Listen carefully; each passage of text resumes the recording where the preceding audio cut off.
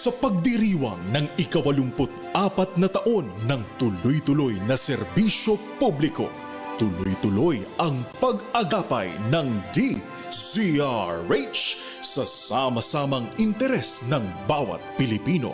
Ngayong selebrasyon ng kauna-unahang radyo sa Pilipinas, hangad namin ang pag-angat ng bawat isa. Pag-angat sa tulungan, pag-angat sa kabuhayan, pag-angat sa kinabukasan. DZRH 84 Angat, sama-sama tayo, Pilipino.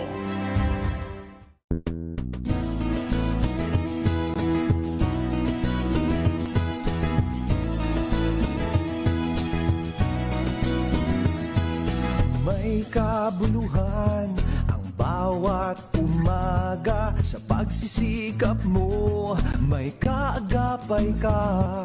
Tama ang pulso ng pusong Pilipino. Katangi-tanging radyong maaasahan mo. Tatak ng serbisyong Pilipino, ang kauna-unahang radyo, DZRH. Subok na sa balita, DZRH. Haligi ng katotohanan, DZRH. Ang makabagong bayanihan, DZRH. Subok na sa balita, haligi ng katotohanan. Makabagong bayanihan, serbisyong tapat sa iyo, DZRH.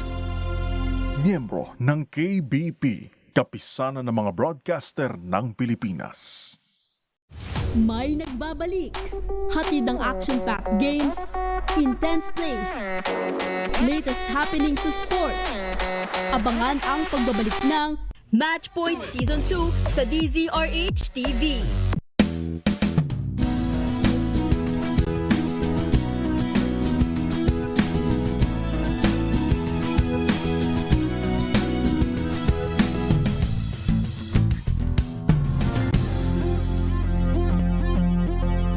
Maagang balitaan, maagang usapan sa mga issue at balita. Kasama si Kuya Angelo Palmones sa Magandang Umaga Pilipinas. Mula Lunes hanggang Biyernes.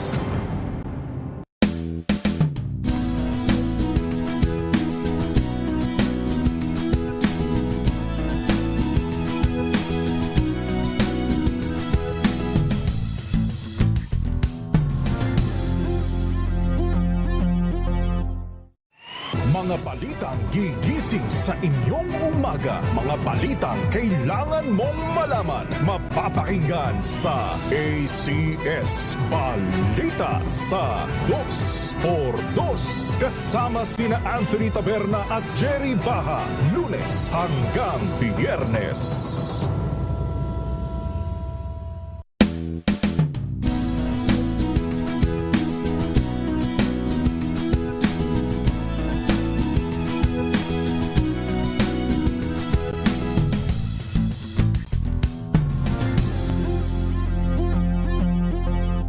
Tambalang Anthony Taberna at Jerry Baha ang gigising sa inyong umaga dahil lalatay ang humahagupit na diskusyon at komentaryo Lunes hanggang Biyernes sa 2x2.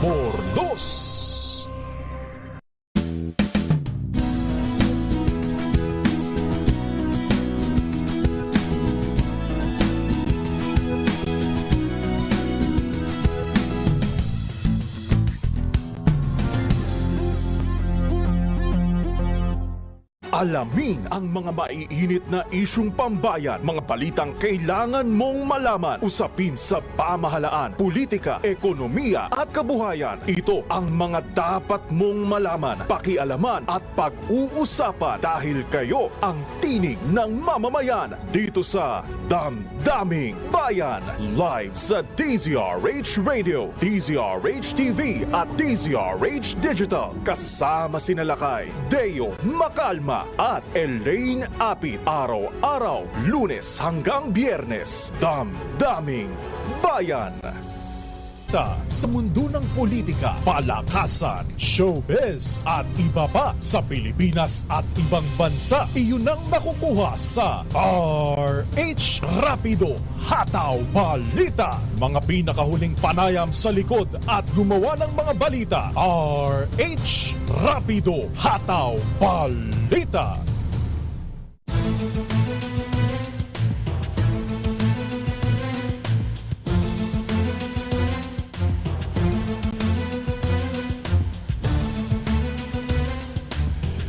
Isa na namang mapagpalang araw ng Sabado,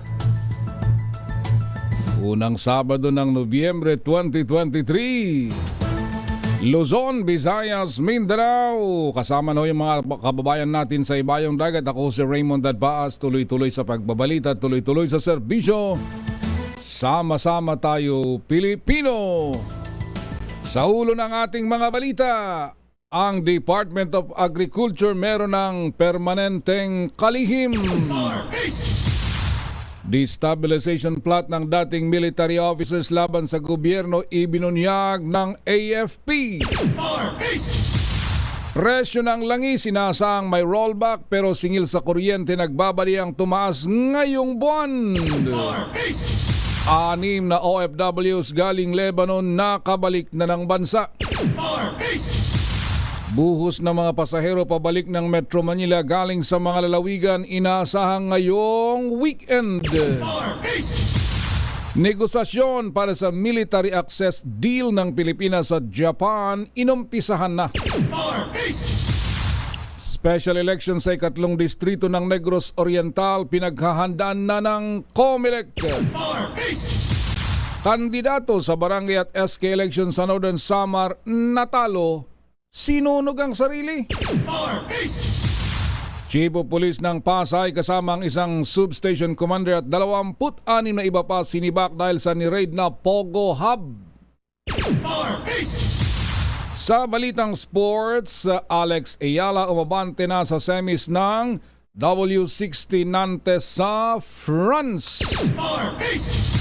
At sa balitang showbiz, John Lloyd Cruz, Baron Geisler at Nadine Lustre nominado sa Gawad Urian Acting Award. Yan ang ulo ng ating mga balita. Ngayon sa detalye.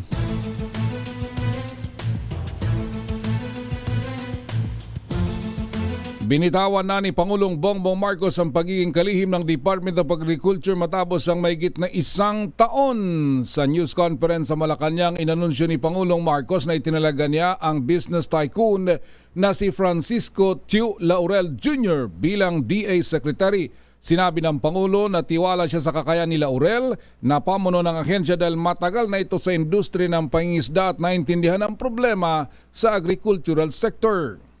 Kaya naman ang pagpasok ni Secretary Laurel sa kanyang posisyon na Department of Agriculture Secretary ay para na nating sinama dahil matagal na siya sa industriya ng fisheries. Nagsimula siya sa pangingisda, ngunit na yung mga iba't ibang panig ng agrikultura ay napasukan na niya. Kaya nauunawaan niya hindi lamang kung ano yung problema, kung hindi ang mga solusyon sa problemang yun. At bukod pa ron, kilala na niya ang mga tao, yung tinatawag na mga expert, na mga professional. Pagmamay-ari ni Laurel ang Frabel Fishing Corporation na nagsusupply ng mga sariwa, frozen at naprosesong produkto ng pagkaing dagat sa mga local at international market. bago itinalaga ni Pangulong Marcos kasapi si Laurel ng Private Sector Advisory Council na tumutulong sa gobyernong tugunan ang mga isyu ng seguridad sa pagkain. Sa record ng COMELEC, isa si Laurel sa mga nag-ambag sa presidential campaign ni Pangulong Marcos noong 2022 election. Magugunitang makailang ulit tumanggi ang presidente na bumabang DA Secretary hanggat hindi umano niya nasusolusyonan ang mga problema sa sektor ng agrikultura.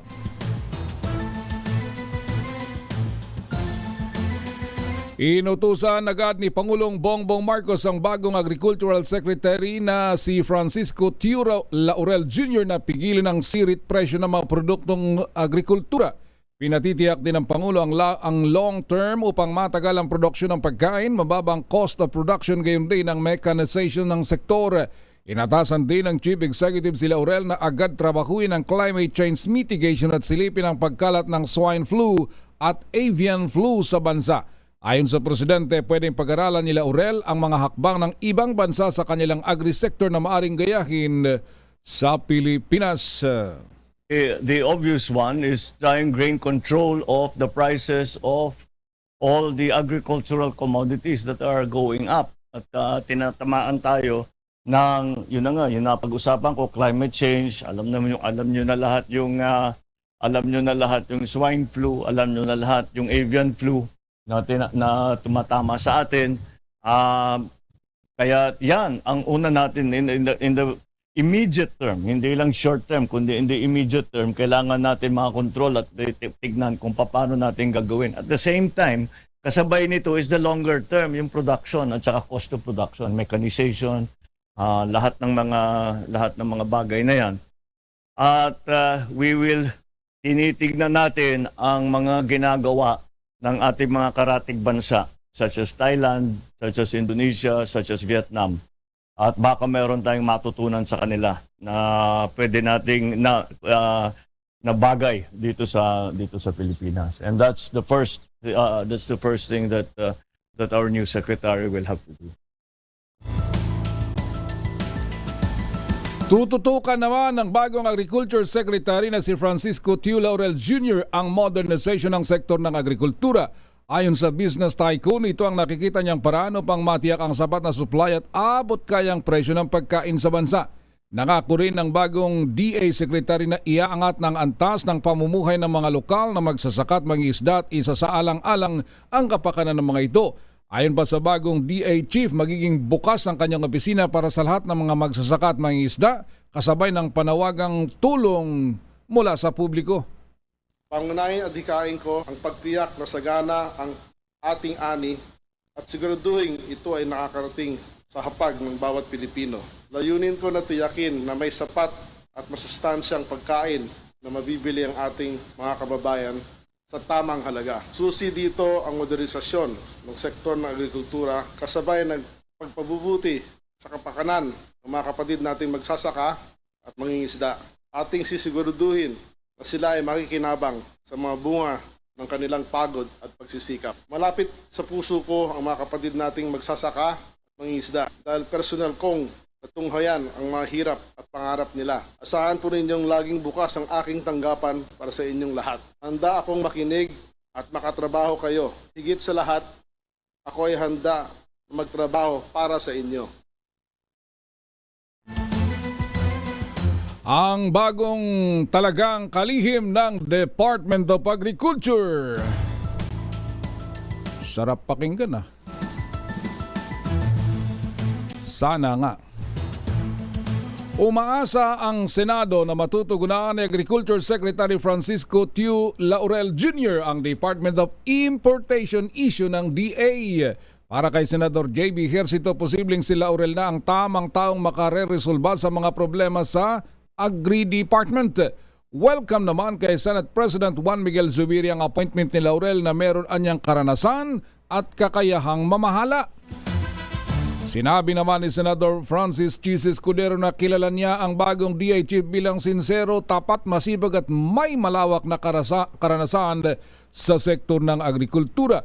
Ayon naman kay Senador Coco Pimentel, magandang desisyon ni Pangulong Marcos na umalis na sa DA pero kailangan pa raw patunayan ni Laurel na karapat-dapat siya sa posisyon.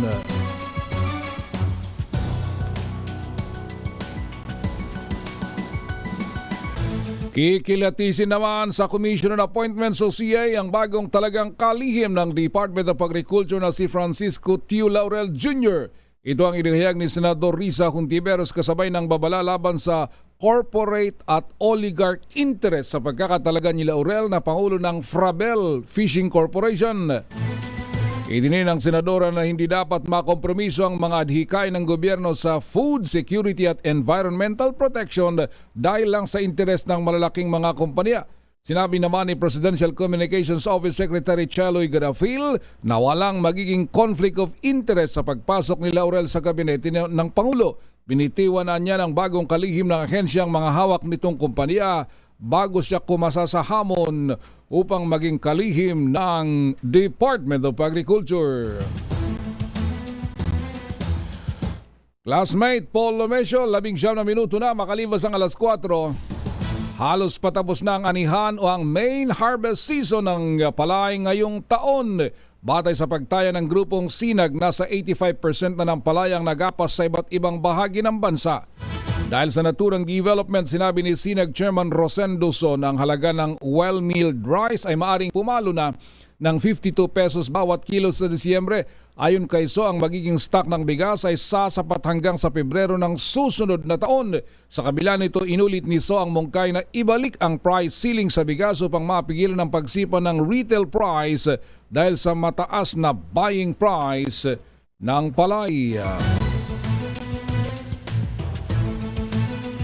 Nagsimula naman na ang closed fishing season para sa isdang galunggong sa Palawan. Ayon sa Bureau of Fisheries and Aquatic Resources o BFAR, nagsimula noong November 1 ang taon ng fishing ban at tatagal ito hanggang January 31, 2024. Dahil dito ipinagbawal ang panghuli ng sardines, herring at mackerel sa karagatang sakop ng Visayas at Zamboanga Peninsula mula November 15 hanggang February 15, 2024. Paliwanag ni BFAR Chief Information Officer Nasser Briguera na ito ay para magkaroon ng fishing stocks na makapag-repopulate upang hindi gaanong maramdaman ang closed fishing season. Plano ng pamahalaan na mag-import ng 35,000 tons ng isdang galunggong, mackerel, bonito at moonfish.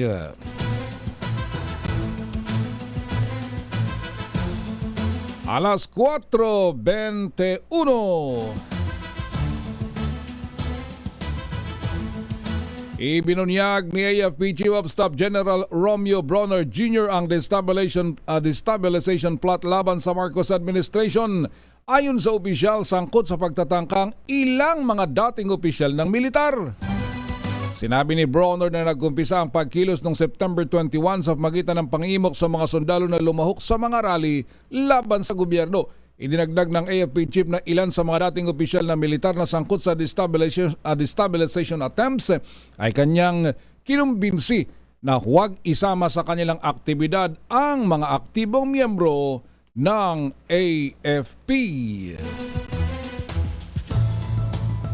Ano naman kaya ang issue nila? Inilatag naman ni Pangulong Ferdinand Marcos Jr. ang mga nalagdaang kasunduan at kooperasyon sa pagitan ng Pilipinas at Japan. Ginawa ang pagpirma sa mga kasunduan kasabay ng pagbisita ni Prime Minister Kishida Fumio sa Pilipinas. Kabilang sa mga nilagdaang kasunduan ay ang mga sumusunod: Official Security Assistance Grant, aid ng Japan sa Pilipinas na nagkakahalaga ng 600 million Japanese yen para sa Coastal Radar System na layong palakasin ang maritime domain awareness capability ng Philippine Navy. Ang pagbili ng mga heavy equipment para sa road network improvement at disaster quick response sa Bangsamoro Autonomous Region in Muslim Mindanao. Memorandum of Cooperation sa pagtataguyod ng turismo. Memorandum of Cooperation sa mining sector. Samantalang napag-usapan ng Pangulo at ang Prime Minister Kishida ang malawak na aspeto ng politika, security and defense, kalakalan at pamumuhunan at people-to-people exchange. Malinaw na patuloy niya ito na masigla at matatag ang bilateral relations ng Pilipinas at Japan sa nakalipas na 67 taon.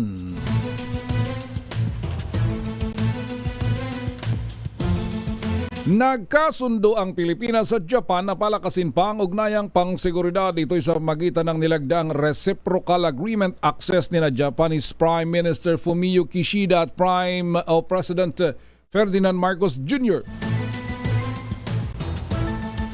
Layo ng naturang kasunduan na magkaroon rin ng Visiting Forces Agreement ang dalawang bansa at ang pagsasagawa ng Coastal Surveillance Assistance. Binigyang din ni Kishida na ang Pilipinas at Japan ay parehong maritime nations at strategic partners na nagbabahaginan ng fundamental principles at values. Samantalang sa magitan din niya ng Reciprocal Agreement Access ay nagkasundo silang palakasin ang Trilateral Agreement ng Japan, Estados Unidos at ganoon din ang Pilipinas.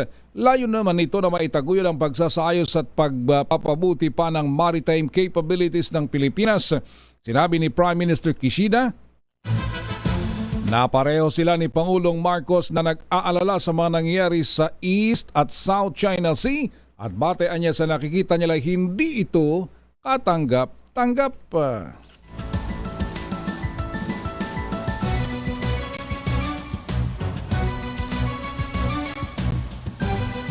Mahigit na 1,800 na mga sundalo mula sa Pilipinas, Amerika, Japan at South Korea ang lalahok sa Joint Military Training Exercises ngayong taon sa pagitan ng Philippine Marines at US Marine Corps.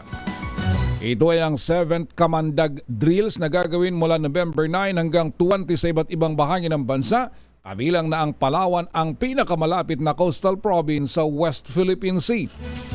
Magiging bahagi ng aktibidad ang Coastal Defense Training at Amphibious Operations na may layuning palakasin ang multinational military readiness, partnership at mutual capabilities. Ang Kamandag 7 ay hango sa salitang kaagapay ng mga mandirigma ng dagat, samantalang pagpapadala din ng military personnel ang United Kingdom para magsilbing observers na nabanggit na Asian-US Joint Military Exercise.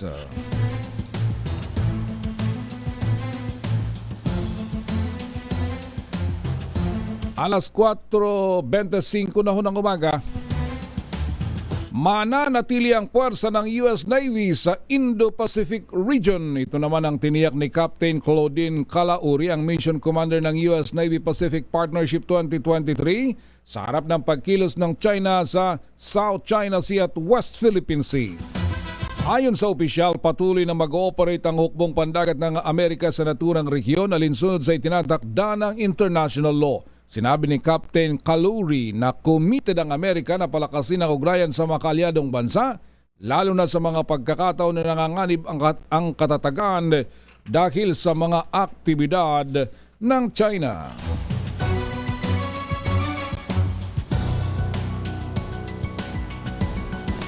Sa kabilang dako naman, nakikipag-ugnayan na ang Chinese Embassy sa Pilipinas. Mga law enforcement agency sa bansa kaugnay sa dalawang Chinese na dinakip kamakailan lamang dahil sa illegal possession of firearms. Pinasisinungalingan din ni Chinese Ambassador Wang Zilian ang aligasyon na lihim na naglagay ng puwersa ang China sa Pilipinas kung saan nagtalaga ng mga sleeper cells sa bansa. Ayon kay Wang, iniimbestigahan na ang mga otoridad ang napaulat na namumuong transnational criminal activities na binubuo sa Pilipinas. Kinundi na din ng opisyal ang walang basehang aligasyon at malisyosong pagpapakalat ng maling impormasyon. Nahuli ang mga Chinese suspects ng National Bureau of Investigation kung saan nasamsam dito ang mga high-powered weapons kabilang ng assault rifle, 40 caliber pistol at mga bala. Na-recover din sa mga Chinese nationals ang mga patches na may burdang salita na sniper team, assault team, blasting team at machine gun team sa airsoft uniform.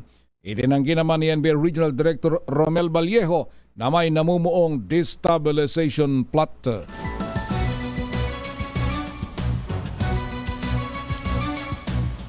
Kailan naman umamin ang isang kriminal?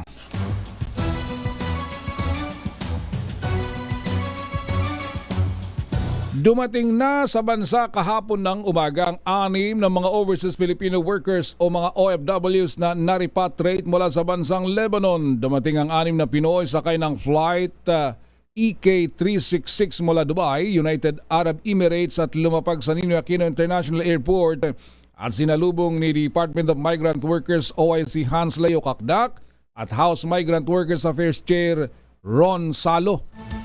Sa panayam ng DZRH, sinabi ni OWA Administrator Arnel Ignacio na nagpahayag ng interes ang mga OFW na bumalik sa Pilipinas mula sa Lebanon dahil sa tensyon sa pagitan ng Israel at ng militanteng Hezbollah ay humantong na rin sa matinding karahasan.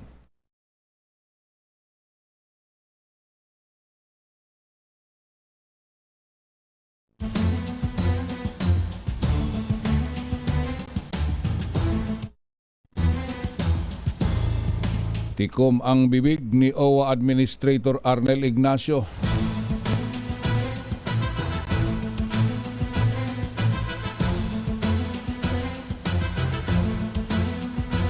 Magandang umaga ho doon sa mga nakasubaybay sa atin sa ating FB Live. Sila Shiroke, Vicky Sia, Lupito Balagtas, Francisco Antonio Ramirez Garcia.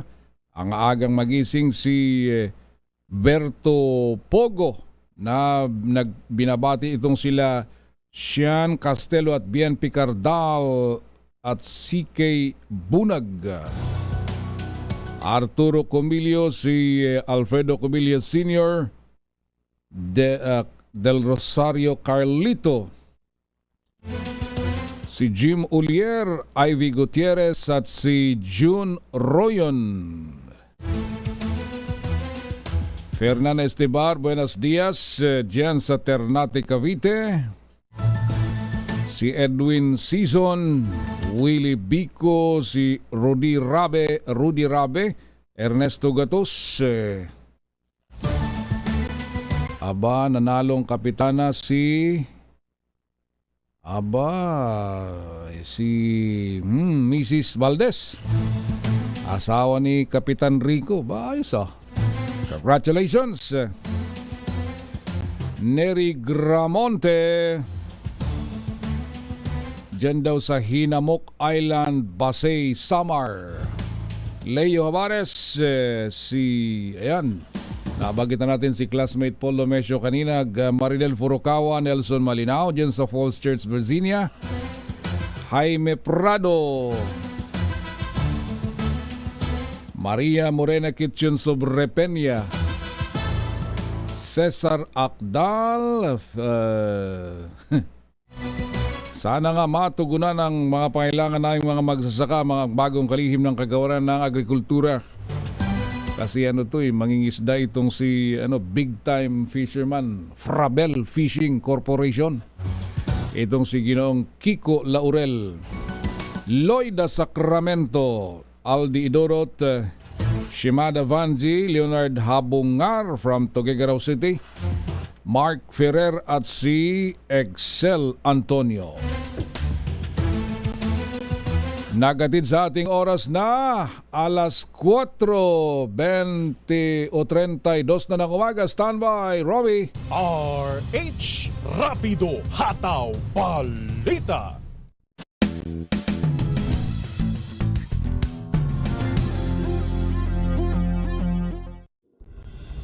Tuloy-tuloy ang pagtulong, tuloy-tuloy ang pagseserbisyo at tuloy-tuloy ang balitaan kasama si May Binauhan sa Operation Tulong mula Lunes hanggang Biyernes.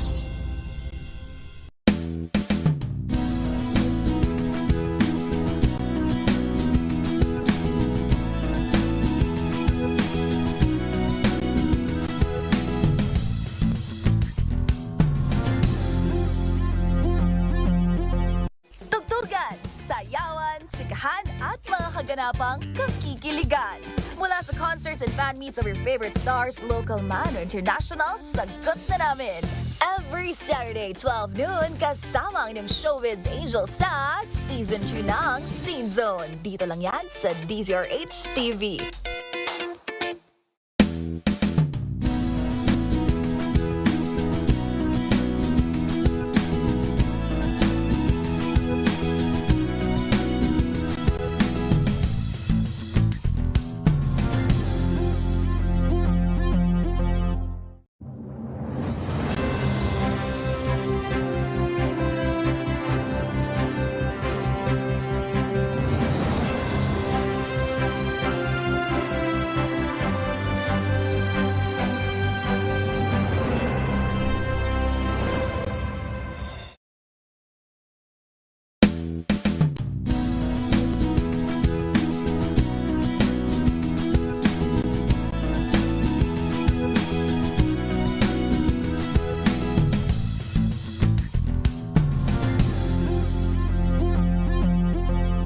Bawat issue ay hihimayin at malalimang aaralin. Na iwan natin ang intelligence experts dun sa intelligence agencies ng gobyerno. Walang kontrobersyang palalampasin. Walang tanong na hindi sasagutin. So needless to say, sir, kasali pa rin ang smart natin. One-on-one, kasama ang mga politiko at mismong mamamayang Pilipino. Samahan niyo po ako tuwing linggo para alamin ang bawat katotohanan sa likod ng kontrobersya.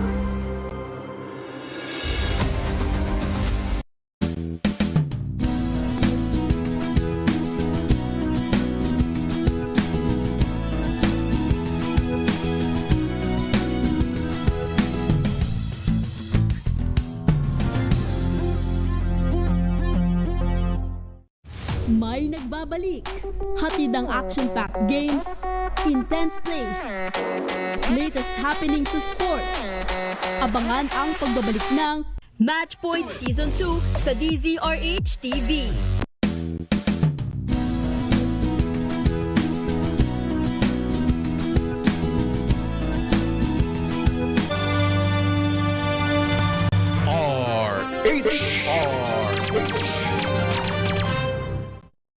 Oy, Mark Ferrer, si Excel Antonio Ray Tirado at Romeo Asarcon. Alas 4:38 na ho ng umaga.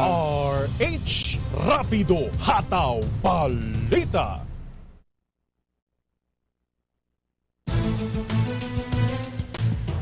(4:35 pala ng umaga. Balita tayo mula sa, eto na, meron pang mga balitang may kaugnayan sa eleksyon. Ilang araw na pero isa daw supporter ng nanalong punong barangay sa Bukay Abra patay sa pamamaril. Romy Gonzales sa detalye ng balitang ito. Romy. Masugid na supporter talalakay ng isang bagong halal na barangay captain ang nabaril at napatay na 63 taong gulang na magsasaka sa Bukay Abra.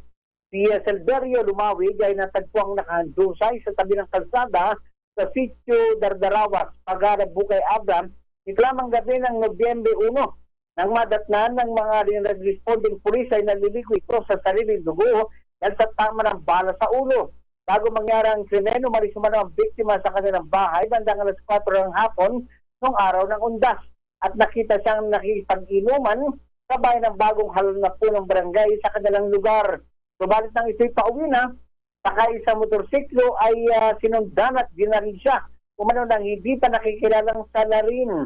Narinig pa ng mga residente ang putok ng baril na mangyari ito. Isinalaysay ng pamilya ng biktima na wala naman silang alam na nakaaway at naman tangka sa buhay nito. Maliban lamang sa pagiging masugid na supporter ng bagong halal na punong barangay. Inaalam pa ng pulisya kung ang insidente ay may kinalaman sa katatapos na barangay SK election at patuloy din ang investigasyon para tuklasin ang motibo sa krimen at pagkakilanlan ng suspect. Samantala lang nagpapatuloy ang investigasyon din ng Tayum Abra Municipal Police Station kaugnay sa nangyaring insidente ng pamamaril na ikinasugat na isang biktima. Ayon kay Police Staff Sergeant Michael Castillo, Investigador ng insidente, blanco at patuloy pa rin nilang iniimbestigahan kung sino at ano ang motibo sa pamamaril na nangyari sa bahagi ng Abra Kalinga Road, partikular sa patukan na Itayom Abra bandang 1:50 ng madaling araw kahapon. Ng biktima ay nakilalang si Adrian Acosta Baliena, 25 anyos, ng Zone 5, Bangged Abra. Saka ito sa kanyang motorsiklo at pagdating sa bahagi ng patukan na ay binaril siya ng suspect na sakay din sa motorsiklo. Nagtamo ito ng tama ng baril sa hita at ngayon naka-confine sa pagamutan. Mula sa kauna-una Romy. Pinas. Yes, Lakay. Pero yung mga lahat ng nanalo ba dyan sa Abra na proklama na lahat? Oo, Lakay. 100% ng mga kumandidato dyan ay proklamado na. A day after yung BSKE. Pero in fairness din naman, parang wala sa record na may mga kandidato na biktima ng karahasan. Oo. Yung isa lang naman ang namatay dyan eh. Yung yung kagawad, yung tumakbong kagawad. Oo. Nangampanya pa lamang ito eh, wala na. Dinaril na dyan sa may area ng Bukay din. Bukay Apla din nangyari. And aside from that, wala na. Yung during Wala the na time, kasi nagsiatrasan na yung mga kalaban. yun ang yan ang magandang balita. Pati At saka, naging maayos kasi karamihan ng mga kwan wala ng kalaban, di ba? Oo, pati yung mga teacher na magsisilbing Board of Election Inspector, nagsiatrasan din. Alam mo na kayo, imbestigahan yata din yung mga guro din na umatras. Mukhang magsasagawa ng separate investigation itong Commission on Election kaugnay dyan sapagkat alam mo, nanumpa sila na mag-serve sa BSKE, subalit ura-urada ay umatras sila kung kaya't mukhang magsasagawa ng investigasyon kaugnay sa naturang insidente, lalo na yan sa may area ng Abra na kung saan napakarami yung umatras na guro Lakay. Siyempre, hindi naman basta-basta atras yung mga teacher na yan kung hindi nakaramdam ng takot Oo. mas mahalaga ba yun kaysa sa buhay nila? Election lang yan di ba? Kaya barangay lang Hindi mo rin Anyway, sila masisi. Pero generally peaceful, isa lang naman ang insidente ng election dyan sa may area ng Tineg, kung saan merong isang mama dyan na nagpapatok ng baril at kuno natakot yung mga Board of Election Inspectors at diyan sa may area ng Tineg at nagdeklara pa nga ng failure of election, subalit sinita sila ng Provincial Election Supervisor na si Attorney May Rachel Belmes at sinabing wala silang karapatang mag-declare ng failure of election. Mukhang may nagtutulak sa mga teacher na gawin yon, subalit hindi sila nagtagumpay sapagkat nanaig ang desisyon ng Provincial Election Supervisor ng Abra at natuloy din subalit na-delay lang ng konti yung botohan sapagkat na-extend until 7 or 8 in the evening dahil nga sa nangyaring Ako, naiangat yung linya ni Romy.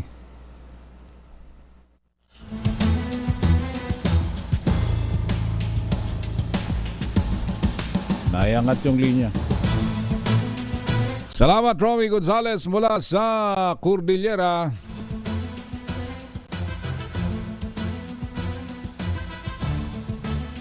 Alas 4:42 na ng umaga. Inihanda naman na ng Philippine Embassy sa Lebanon ang pick-up points para sa mga overseas Filipino workers na gusto nang umuwi sa Pilipinas. Kinumpirma sa DZRH ni Ambassador Raymond Balatbat na sa datos ng Lebanese immigration, nasa 10,000 mga Pinoy ang undocumented. Aray ko. Nangako naman ang embahada sa Lebanon na tutulungan nila ang mga undocumented at distressed OFWs na maiproseso ang mga papeles para sila'y makabalik agad sa bansa.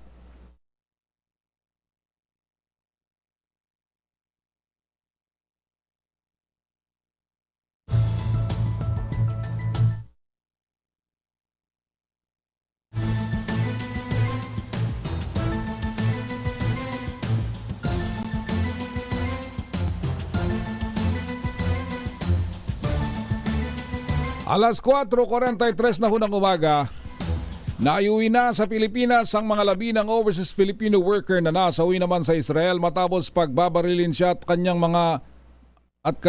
pasyente ng teroristang Hamas. Dumating ang labi ni Angeline Aguirre alas 3 ng hapon sakay ng Etihad Airways Flight EY424. Ihatid ang labi ni Aguirre sa kanyang pamilya sa kanilang hometown sa Binmale, Pangasinan. Pagtiyak ng Overseas Workers Welfare Office, bibigyan nila ng assistance ang pamilya ng biktima habang makatatanggap din ang mga ito ng 100,000 financial aid mula sa gobyerno ng Israel. Nauna ng pinuri ang kabayanihan ni Aguirre matapos na pinili niyang huwag iwanan ang kanyang inaalaga ang pasyente kahit may pagkakataon hanggang sa pareho silang pagbabarilin ng grupong Hamas.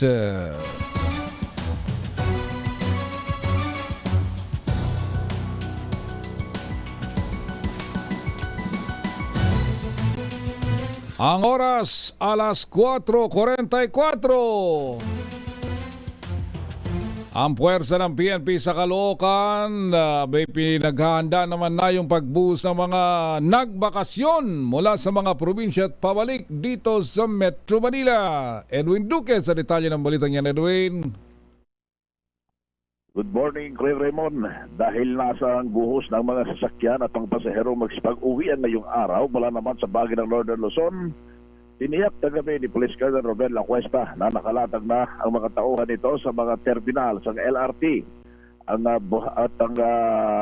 bahagi ng EDSA, Monumento Circle at ito'y mula pa kagabi.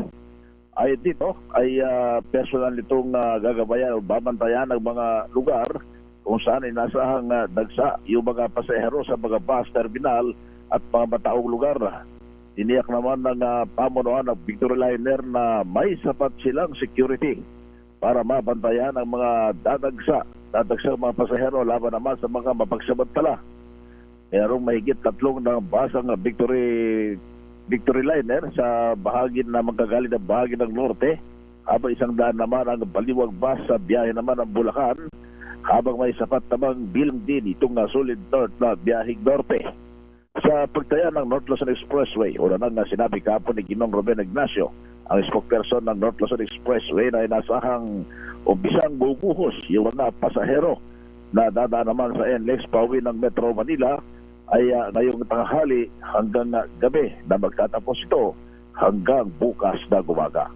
Mula pa rin sa kauna-una sa Pilipinas, DZRH, ako si RS23, Edwin Duque, tuloy-tuloy sa pagbabalita, tuloy-tuloy sa serbisyo. Sama-sama tayo, Pilipino. Maraming salamat, Edwin Duque. Ingat-ingat din dahil nitong mga noong auno mismo meron ding sunog na nangyari dyan sa Sampaloc area. Meron kaming kasamahan dyan na nadama yung kanilang bahay. Pero maliban dyan, doon sa magkakatabing mga bahay, merong isang bahay doon na nagbakasyon yung buong pamilya sa Hong Kong. Wala na silang uuwian ngayon. Kaya ingat-ingat sa ating mga kababayan, Maliban sa pag-iingat sa biyahe pabalik sa Metro Manila ay ingat din sa ibang mga bagay. Alas 4:47 na ng umaga, inaasahan naman na ang pagbuhos ng mga pasaherong pabalik ng Metro Manila pagsapit ng Linggo hanggang Lunes mula sa bakasyon sa mga probinsya. Inihayag ni Julius Corpus, ang tagapagsalita ng Toll Regulatory Board o TRB, na ang daloy ng trapiko sa mga expressway ay hindi pa gaano mabigat. Tiniyak din ni Corpus ang kahandaan ng toll operators para sa maayos na pagbiyahe ng mga motorista papasok sa Metro Manila.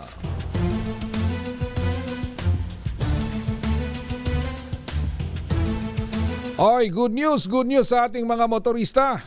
May nasahang rollback sa presyo ng petrolyo sa susunod na linggo.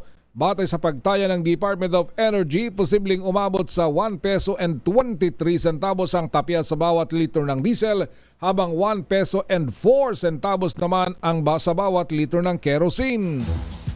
May bahagyang rollback day na abot sa 62 centavos sa bawat litro ng gasolina ng mga kumpanya ng langis. Maaari pang magbago ang forecast depende sa maging galaw ng presyo ng petrolyo sa pang-limang araw ng trading. Sa Lunes, i-anunsyo ng mga oil companies ang kanilang final na price adjustments habang ipatutupad naman ito sa araw ng Martes.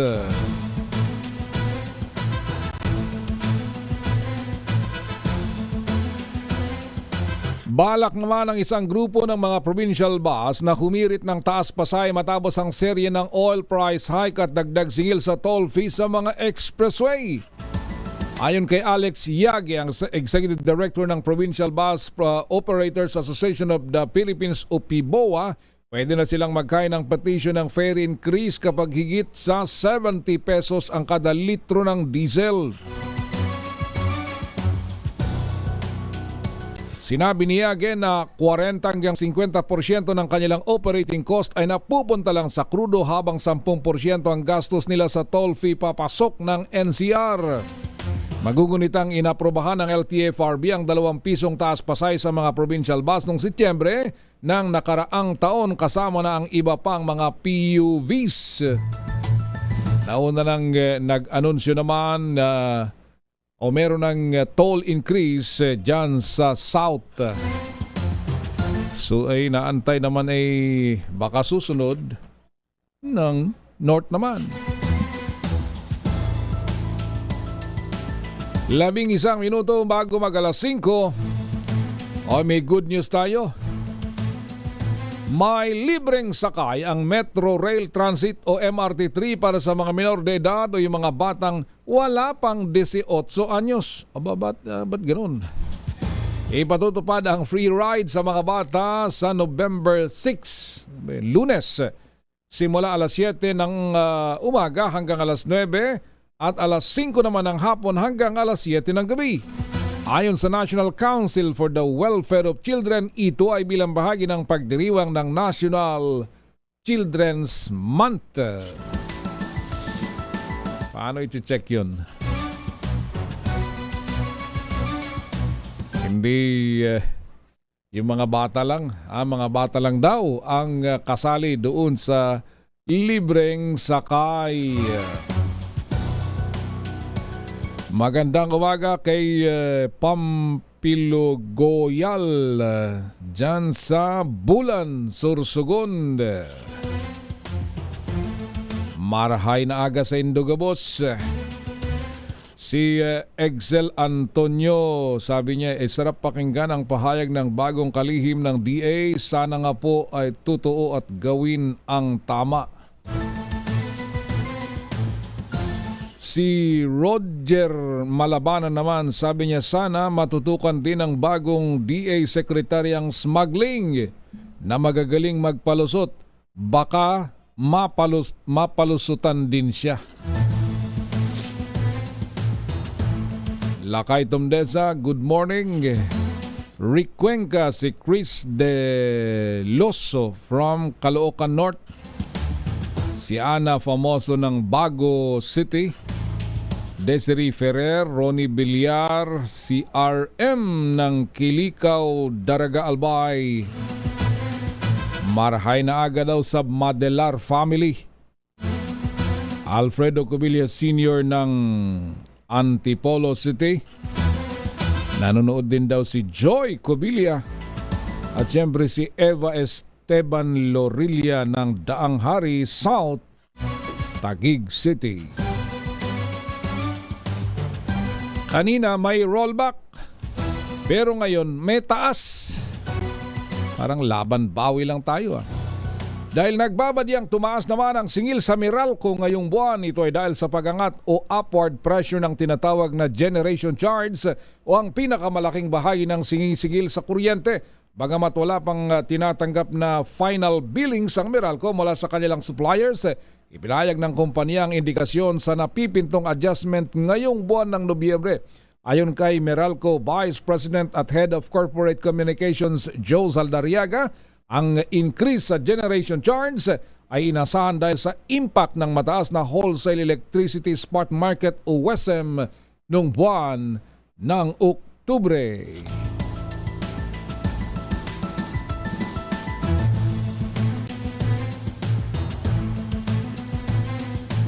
Meron pang 7 minuto bago mag-alas 5. Ilang araw matapos ang barangay at SK election, todo handa naman ngayon ang Commission on Elections sa idaraos na special election sa ikatlong distrito ng Negros Oriental sa Disyembre 9. Saglit lang yan. More than a month. Ayon kay COMELEC Chairman George Garcia, kasado ng paghahain ng kandidatura sa Lunes hanggang November 8. 3 araw lang. Para ito sa nabakanting pwesto ng pinatalsik na si Congressman Arnie Tevez Jr. Nang tanungin kung pwedeng kumandidato si Tevez, sinabi ni Garcia na maaring makatakbo ang isang individual hanggat walang pinal na hatol sa kanya ang korte. Ang problema ay pwede bang maghain ng certificate of candidacy in absentia? Dahil alam naman natin na nasa abroad itong si Congressman Arnie Tevez.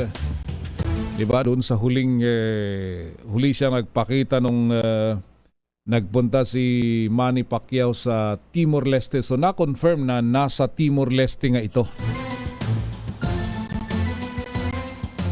Hindi yung kung ano-anong mga balitang kung saan-saan siya. Nasa Myanmar, kung nasaan man. Pero yung huli nasa Timor-Leste at sumalubong pa talaga kay Manny Pacquiao. Sa kaugnay pa ring balita, posibleng isailalim sa COMELEC control ang ikatlong distrito ng Negros Oriental para sa special election sa December 9. Ayon kay COMELEC Chairman George Garcia, tinatalakay na ito ng poll body at ilalabas nila ang desisyon sa susunod na linggo. Kasado na sa December 9 ang special election sa distrito para sa nabakanting pwesto ng pinatalsik na si Congressman Arnie Tevez Jr. Sinibak si Tevez sa Kamara dahil sa disorderly conduct at patuloy na pag-absent sa trabaho sa kabila ng expired niyang travel authority.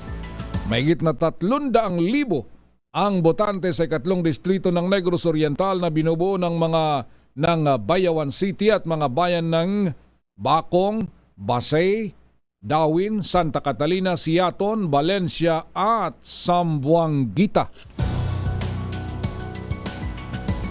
Dito sa Siaton, di ba? Yung mayor dyan na talagang humarap din.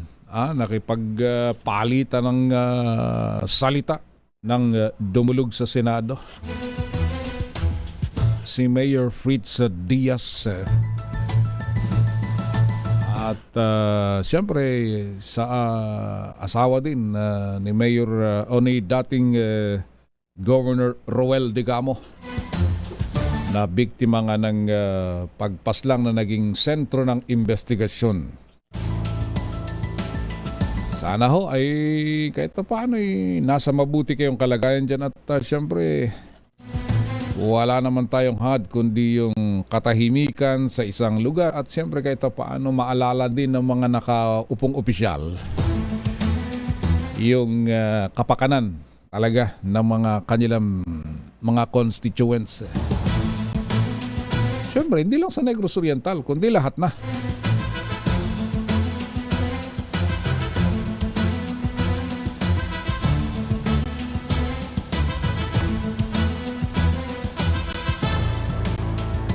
Kaya, siyempre, nakasentro lang dyan sa tuloy-tuloy ang trabaho ng Commission Election after ng Barangay at SK election na meron pang mga nakapending daw ang kanilang mga proclamation dahil sa mga reklamo laban sa kanila. Asahan natin yan na magdodoble kayod din sila dito sa ikatlong distrito ng Negros Oriental at hindi papayag si Chairman George Garcia dyan na mabahiran na naman ng hindi magandang pangyayari yung nakatakdang election sa December 9. Stand by sa karagdagan pang mga balita sa susunod nating balitaan. Makasama natin ang ating paring Romel Fuertes. Ako po si Raymond Dadbas, tuloy-tuloy sa pagbabalita at tuloy-tuloy sa serbisyo. Sama-sama tayo Pilipino. Meron pang 3 minuto bago mag alas 5. RH Rapido Hataw Balita.